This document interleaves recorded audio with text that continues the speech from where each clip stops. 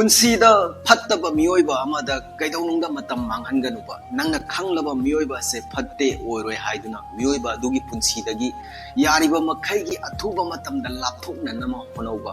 नंगना लापथोकलिबा अदुसु मियोइबा अदुगी थमोइनुंगा खजिक्तंग फावबा mummy ताहनगनुबा नंग मागी पुंसीदगी लापथोकतोरे हाइदुना मरमदि मियोइबा अदुगी पुंसीदगी अथुबा मतमदा नंगना लापथोकलबा नंगीदमक्तदि अफबनिबा करिगुमा नंगना मियोइबा अदुदगी लापथोकतबिदा अदुम लैरबा लापथोकपा ngamdraba nanggidamakta fattabaneba miyoiba adugidi karisu mangjaba leiteba yenguba nangi punsida nuaitaba penadaba kaya ama leireba masi miyam sikse nang miyoiba khudingmakta chatlaga nang tamgadraba nangna tamdoriba se nangna yamna thajaba miyoiba mada miyoiba adugi thamoi masak khangba miyoiba mada nangna yamna nuksijaba miyoiba mada chatlaga nang loina share tawgani tamlaragani ba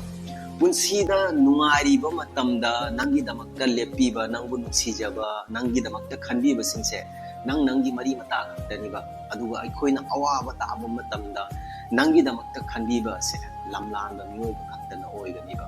अदुगा मसीमा कैदौनुंगा कावगनुबा पुंसीदा असेंगबा ngangbagidamक्ता मियोइबा अनि खक्की मथौ ताय अमाना असेंगबा खक्ता ngangbा अमाना असेंगबा बु ताबा ngamba मियोइबा अलोइबदा पुंसी असिदा आइगी थमोय असिना अतोप कना अमबु नुंगसु हाइबा सुंगम ngamdre पुंसी असिदा आइगी थमोय असिना अतोप कना अमबु नुंगसु हाइबा सुंगम ngamdre